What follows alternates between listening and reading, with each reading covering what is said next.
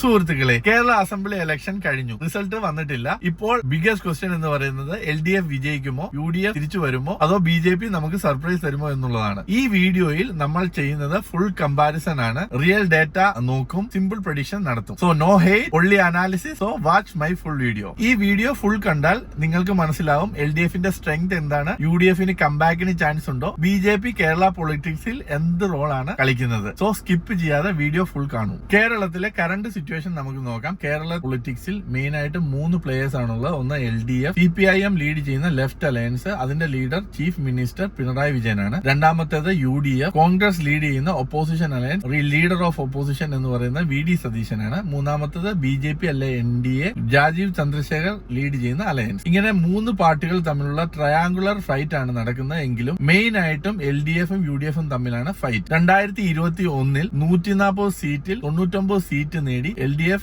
വിജയിച്ചു. അതിൽ 41 സീറ്റാണ് UDFന് നേടാനായത്. 2026 എന്ത് സംഭവിക്കും? 2026 ഈ ബാലൻസ് മാറുമോ? അതാണ് നമ്മുടെ ക്വസ്റ്റ്യൻ. അതേപറ്റിയാണ് നമ്മുടെ ഈ വീഡിയോ. ഇനി നമ്മൾ പറയാൻ പോകുന്നത് ഓരോ പാർട്ടികളും എന്തുകൊണ്ട് ജയിക്കും, അവരുടെ മേജർ ചലഞ്ചസ് എന്താണ് എന്നുള്ളതാണ്. ആദ്യമായിട്ട് നമുക്ക് LDF ജയിക്കാനുള്ള റീസൺസ് നോക്കാം. അവർക്ക് ഒന്നാമതായിട്ട് സ്ട്രോങ് ലീഡർഷിപ്പ് ആണ്. പിണറായി വിജയന്റെ നല്ലൊരു ഫേസ് അവർക്ക് കാണിക്കാനുണ്ട്. ലാസ്റ്റ് 10 years ആയിട്ട് അദ്ദേഹം കേരളത്തിലെ റൂളിംഗ് പാർട്ടിയുടെ നേതാവാണ്. രണ്ടാമതായിട്ട് അവർക്ക് പറയുകയാണെങ്കിൽ വെൽഫെയർ സ്കീംസ് ആണ്. ഇപ്പൊ പറയുകയാണെങ്കിൽ പെൻഷൻ 2000 നിന്ന് 3000 മാറ്റുമെന്ന് അവർ ഒരു ഓഫർ ചെയ്തിട്ടുണ്ട്. പിന്നെ ഹെൽത്ത് കെയർ, ഹൗസിംഗ്, അങ്ങനെ പല പല സ്കീംസ് ഗ്രാസ് റൂട്ട് ലെവലിൽ നമുക്ക് ഫീൽ ചെയ്യാൻ സാധിക്കുന്നുണ്ട്. മൂന്നാമതായിട്ട് പറയുകയാണെങ്കിൽ സ്ട്രോങ് പാർട്ടി ബേസ് ആണ്. CPIMനെ പോലെ ഗ്രാസ് റൂട്ട് ലെവലിലുള്ള ഒരു ഓർഗനൈസേഷന്റെ സപ്പോർട്ട് എപ്പോഴും LDFന് ഉണ്ട്. നാലാമതായിട്ട് പറയുകയാണെങ്കിൽ അവരുടെ സ്ലോഗൻ ആണ് മറ്റാരുണ്ട് LDF അല്ലാതെ. നമ്മുടെ മൈൻഡിലേക്ക് അവരുടെ ഗവേണൻസിനെ എത്തിക്കുന്നതാണ്. 2025 ലോക്കൽ ബോഡി ഇലക്ഷനിൽ ഡ്രാസ്റ്റിക് ആയിട്ടുള്ള ഒരു സെറ്റ് ബാക്ക് അവർക്ക് ഉണ്ടായിരുന്നു. പക്ഷെ അതിൽ നിന്നും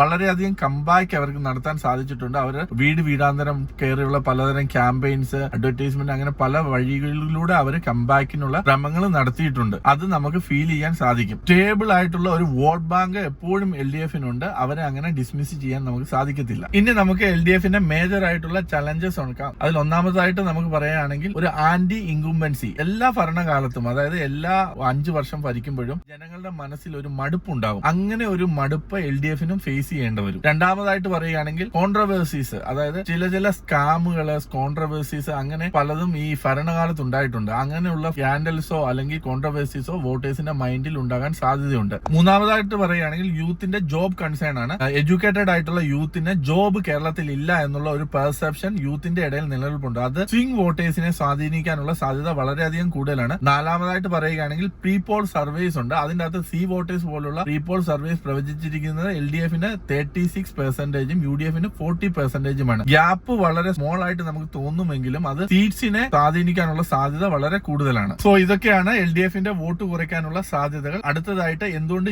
UDF വിജയിക്കും എന്ന് നോക്കാം.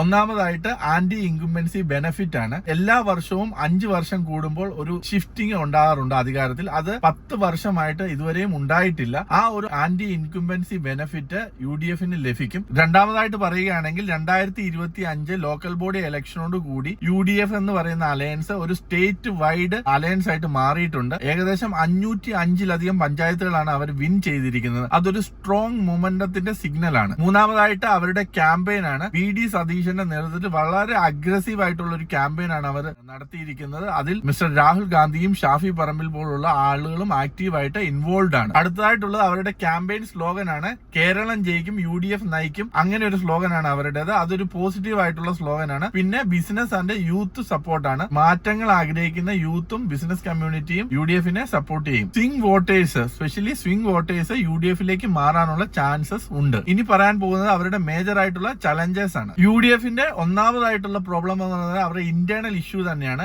വലിയൊരു പാർട്ടിയാണ് UDF എന്ന് പറയുന്നത്. അതിൽ പലപ്പോഴും ഇന്റേണൽ ഡിഫറൻസസ് ഉണ്ടാവും. സോ അവരുടെ യൂണിറ്റി ഒരു പ്രോബ്ലമാണ്. രണ്ടാമതായിട്ട് പറയുന്നത് അവർക്ക് ഒരു ക്ലിയർ CM ഫേസ് ഇല്ല എന്നുള്ളതാണ്. LDFനെ സംബന്ധിച്ച് അവർക്ക് പിണറായി വിജയൻ എന്ന് പറയുന്ന ഒരു ക്ലിയർ CM ഫേസ് ഉണ്ട്. പക്ഷെ UDFിൽ അതിന് ഒരു ക്ലാരിറ്റി കുറവുണ്ട്. മൂന്നാമതായിട്ട് പ്രശ്നം എന്താണെന്ന് വെച്ചാൽ വോട്ടേഴ്സിനുണ്ടാകുന്ന സ്പ്ലിറ്റ് ആണ്. BJP നേടുന്ന വോട്ട് UDFനെ കാര്യമായി ബാധിക്കും. അവസാനമായി പറയുകയാണെങ്കിൽ വയനാട് ഫണ്ട് കോൺട്രവേഴ്സി തെരഞ്ഞെടുപ്പിന്റെ ലാസ്റ്റ് മിനിറ്റിൽ ഒരു അലിഗേഷൻ ഉണ്ടായി. ആ ഒരു അലിഗേഷൻ വോട്ടേഴ്സിന്റെ പെർസെപ്ഷനെ ബാധിക്കാൻ സാധ്യതയുണ്ട്. സോ ഇങ്ങനെയുള്ള ഒരു സ്റ്റെബിലിറ്റി ഡൗട്ട് വോട്ടേഴ്സിന്റെ മൈൻഡിൽ ഉണ്ടാവും. ഇനി കേരള പൊളിറ്റിക്സിൽ ബിജെപിയുടെ റോൾ എന്താണെന്ന് നോക്കാം. കേരളത്തിൽ ബിജെപി ഒരു മെയിൻ പവർ അല്ല. പക്ഷെ 2026 സിറ്റുവേഷൻസ് വളരെയധികം മാറിയിട്ടുണ്ട്. 2024 ലോക്സഭാ ഇലക്ഷൻ വിൻ ചെയ്തതോടുകൂടി സുരേഷ് ഗോപി തൃശ്ശൂരിൽ നിന്നും വിൻ ചെയ്തതോടുകൂടി കേരളത്തിൽ ബിജെപി വിജയിക്കില്ല എന്നുള്ള നരേറ്റീവ് ബ്രേക്ക് ആയി. പിന്നെ 2025 ലോക്കൽ ബോഡി ഇലക്ഷനിൽ തിരുവനന്തപുരം കോർപ്പറേഷൻ അവര് 101 സീറ്റിൽ 50ലധികം സീറ്റ് നേടി വിജയിച്ചു. അത് അവരുടെ ഓർഗനൈസേഷണൽ സ്ട്രെങ്ത് പ്രൂവ് ചെയ്യുന്നതായിരുന്നു. പിന്നെ ഉള്ളത് അവരുടെ സ്ലോഗനാണ്, മാറാത്തത് മാറും എന്നുള്ള സ്ലോഗൻ എല്ലാ നരേറ്റീവ്സിനെയും ചേഞ്ച് ചെയ്യാൻ തക്ക വിധമുള്ളതാണ്. കേരളത്തിൽ ബിജെപി നേരിടുന്ന മെയിൻ ചലഞ്ചസ് എന്ന് പറഞ്ഞാൽ ഒന്നാമതായിട്ട് അവർക്ക് സ്റ്റേറ്റ് ലെവലിലെ സീറ്റ്സ് കുറവാണ്. അപ്പോൾ അവർക്ക് മജോറിറ്റി അറ്റൈൻ ചെയ്യാനുള്ള കപ്പാസിറ്റി ഇമ്പോസിബിൾ ആണ്. പിന്നെ രണ്ടാമതായിട്ട് പറയുകയാണെങ്കിൽ അവര് സൗത്തും സെൻട്രൽ കേരളയിലുമാണ് സ്ട്രോങ് ആയിട്ടുള്ളത്. നോർത്ത് കേരളയിൽ അവർ വീക്ക് ആണ്. താഴെ പറയുന്നതാണ് മെയിൻ ആയിട്ടുള്ള ഇമ്പോർട്ടന്റ്. അതായത് 30-40 കീ സീറ്റ്സിൽ അവര് ഡിസിസീവ് സ്പോയിലേഴ്സ് ആണ്. രണ്ടാമതായിട്ട് പറയുകയാണെങ്കിൽ അവരും നേടുന്ന വോട്ട്, അതായത് ബിജെപി നേടുന്ന വോട്ട് ഡയറക്റ്റ് ആയിട്ട് LDF-നെ UDF-നെ അഫക്ട് ചെയ്യും. പിന്നെ മെട്രിക്സ് പോൾ പറയുകയാണെങ്കിൽ 5 to 8 സീറ്റ് അവർ നേടുകയാണെങ്കിൽ അവർ കിങ് മേക്കർ പൊസിഷനിൽ ഇരിക്കും. ഇനി നമുക്ക് ഫൈനൽ അനാലിസിസിലേക്ക് കിടക്കാം. ഇത്രയും പറഞ്ഞ കാര്യങ്ങൾ നമുക്കൊന്ന് സിമ്പിൾ ആയിട്ട് പറഞ്ഞു കഴിഞ്ഞാൽ എന്താണ് LDF എന്ന് പറഞ്ഞു കഴിഞ്ഞാൽ എന്താണ്? Stability plus welfare plus strong governance record. പിന്നെ UDF എന്ന് പറഞ്ഞാൽ എന്താണ്? UDF എന്ന് പറഞ്ഞാൽ change plus opportunity plus anti incumbency wave. BJP എന്ന് പറഞ്ഞു കഴിഞ്ഞാൽ എന്താണ്? Influence plus voter split factor plus rising force. Real ആയിട്ടുള്ള റിസൾട്ട് ഡിസൈഡ് ചെയ്യുന്നത് എന്താണ്? ഒന്നാമതായിട്ട് സ്വിംഗ് വോട്ടേഴ്സ് ആരുടെ കൂടെ നിൽക്കും എന്നുള്ളതാണ്. രണ്ടാമതായിട്ട് BJP വോട്ട്സ് ആരെ ഹർട്ട് ചെയ്യുമെന്നുള്ളതാണ്. മൂന്നാമതായിട്ട് എന്താണ്? ലാസ്റ്റ് മിനിറ്റ് ടേൺ ഔട്ട് എങ്ങോട്ട് സംഭവിച്ചു എന്നുള്ളതാണ്. ഇതിനെ ഡിപ്പെൻഡ് ചെയ്താണ് നമ്മുടെ റിസൾട്ട് നിൽക്കുന്നത്. ഞാൻ ഇവിടെ ഒരു പ്രീപോൾ സർവേയുടെ റിസൾട്ട് പറയാം. അതിൽ പറയുന്നത് ഒന്നാമതായിട്ട് UDF 40% വോട്ട് ഷെയർ നേടും. 69 to 81 സീറ്റ്സ് UDF നേടും. രണ്ടാമതായിട്ട് LDF ആണ്. LDF 36% വോട്ട് ഷെയർ നേടി 37 to 61 സീറ്റ്സ് നേടും. പിന്നെ പറയുന്നത് BJP ആണ്. 17% വോട്ട് ഷെയറോട് കൂടി 1 to 8 സീറ്റിൽ BJP വിൻ ചെയ്യാനുള്ള സാധ്യത ഉണ്ട് എന്നാണ്. കേരളത്തിലെ ആകെ സീറ്റ്സ് എന്ന് പറയുന്നത് 140 സീറ്റ്സ് ആണ്. അതിൽ 71 സീറ്റ്സ് നേടുന്ന ആളാണ് വിൻ ചെയ്യുക. സോ അങ്ങനെ പറയുകയാണെങ്കിൽ ഇതൊരു റേസർ തിൻ മാർജിൻ ആണ്. ഇനി നമുക്ക് പ്രഡിക്ഷനിലേക്ക് കടക്കാം. ഇതൊരു വെരി ക്ലോസ് ആയിട്ടുള്ള ഫൈറ്റ് ആണ്. മെയിൻ ഫൈറ്റ് നടക്കുന്നത് UDF-ഉം LDF-ഉം തമ്മിലാണ്. BJP ഒരു കിങ് മേക്കറിന്റെ പൊസിഷനിലല്ല, പക്ഷെ ഗെയിം ചേഞ്ച് ചെയ്യാൻ സാധിക്കും വോട്ട് സ്പ്ലിറ്റ് വഴിയായിട്ട്. ട്രഡീഷണലി കേരളത്തിൽ ഒരു ഫ്രണ്ടിനെ നമുക്ക് ജയിക്കും എന്ന് പറയാൻ സാധിക്കും, പക്ഷെ ഈ പ്രാവശ്യം അതിന് കഴിയില്ല. പിന്നെ ഈ പ്രാവശ്യം high vote percentage turn out ആണ്. അതായത് 1987 ശേഷം ഉള്ള ഏറ്റവും വലിയ വോട്ട് ടേൺ ഔട്ട് പെർസെന്റേജ് ആണ് ഈ പ്രാവശ്യം ഉണ്ടായിരിക്കുന്നത്. 78.23%. സോ LDF-ഉം UDF-ഉം കോൺഫിഡന്റ് ആണ്. BJP ഹാങ്ങിങ് ഗവർണൻസ് വരും എന്നാണ് പ്രതീക്ഷിക്കുന്നത്. സോ ഫൈനൽ റിസൾട്ട് നമുക്ക് പ്രെഡിക്റ്റ് ചെയ്യാൻ സാധിക്കത്തില്ല, അൺപ്രെഡിക്റ്റബിൾ ആണ്. പക്ഷെ ഒരു കാര്യം ഉറപ്പാണ്, കേരള ഇലക്ഷൻ ഹിസ്റ്ററിയിൽ ഏറ്റവും ക്ലോസ് ആയിട്ടുള്ള ഒരു കോണ്ടസ്റ്റ് ആവും ഈ പ്രാവശ്യത്തെ ഇലക്ഷൻ. നമുക്കിത് കൺക്ലൂഡ് ചെയ്യാം. LDF-ഓ UDF-ഓ അതോ BJP സർപ്രൈസോ റിസൾട്ട് തന്നെ ആൻസർ ചെയ്യും. കേരളത്തിലെ വോട്ടേഴ്സ് ഓൾറെഡി ഡിസിഷൻസ് എടുത്തിരിക്കുകയാണ്. മെയ് 4 റിസൾട്ട് വരുന്നത് വരെ നമുക്ക് വെയിറ്റ് ചെയ്യാം. സോ തീർച്ചയായും നിങ്ങൾ എല്ലാവരും കമന്റ് ചെയ്യണം നിങ്ങളുടെ പ്രഡിക്ഷൻ എന്താണെന്ന്. LDF, UDF or BJP. തീർച്ചയായിട്ടും നിങ്ങൾക്ക് എന്റെ വീഡിയോ ഇഷ്ടപ്പെട്ടു കഴിഞ്ഞാൽ ലൈക്ക്, ഷെയർ, സബ്സ്ക്രൈബ് ചെയ്യാൻ മറക്കരുത്. ഇനി റിസൾട്ട് വന്നാൽ ഒരു ഫുൾ ബ്രേക്ക് ഡൗൺ വീഡിയോ നമ്മൾ ചെയ്യുന്നതായിരിക്കും.